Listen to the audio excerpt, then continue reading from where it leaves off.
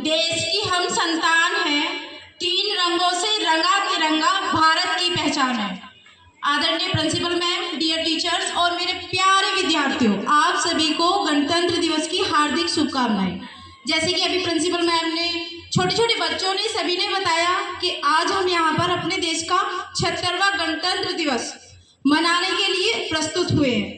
गणतंत्र के बारे में हमें धीरज मैम ने बताया क्या होता है गणतंत्र। गणतंत्र होता है जहाँ पर गणों का तंत्र होता है। इट मीन्स जहाँ पर हमको ये राइट मिलेंगे कि हम अपना जो राजा होता है, देखिए अब भारत देश का स्वतंत्र भारत में हमारे राष्ट्रपति, हमारे प्रधानमंत्री, यही हमारे राजा होते हैं और यही हमारे देश को चलाने का, गवर्न करने का काम करते हैं। तो इसीलिए जो गण का तंत्र होता है वो होता है गणों का तंत्र।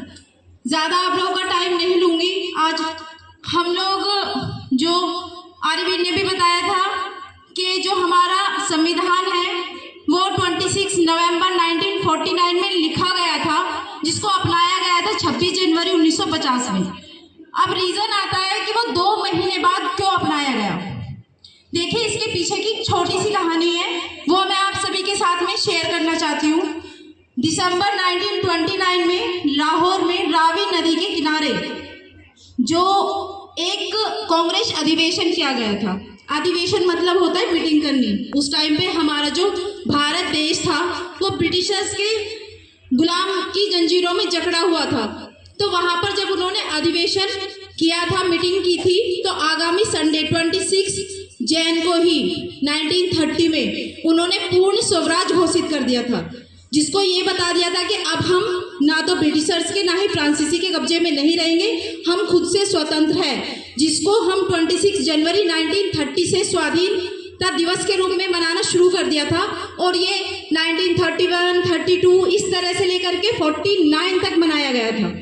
अब जो जिन्होंने हमारे कॉन्स्टिट्यूशन मेकर थे, उन्होंने ये सोचा कि अब तो 26 जनवरी को क्या कर रहे हैं, वो स्वाधीनता दिवस मना रहे हैं, यानी कि हम तो किसी के अधीन नहीं है और हमारा देश डेमोक्रेटिक होना है। तो उस कंडीशन में उन्होंने एक काम किया, बड़ा दिमाग लगाया उन्होंने और कहा कि हम इसको 26 जनवरी को ही लागू करते हैं, जिससे हम जो उनका पुराना, जो 20 साल पुराना इतिहास है वो जो चलता आ रहा है, उसको हम इसको पलट सकते हैं। क्योंकि जो स्वाधीनता थी उसका मतलब होगा हम खुद के अधीन हैं, लेकिन भारत तो हमारा लोकतांत्रिक हो रहा था। अब उस कंडीशन में क्या, यानी कि जो भारत है उस पर जो रूल रेगुलेशन होंगे वो किसके होंगे, हमारे कॉन्स्टिट्यूशन के होंगे। तो इसीलिए जो हमारा 2 महीने बाद कॉन्स्टिट्यूशन लागू किया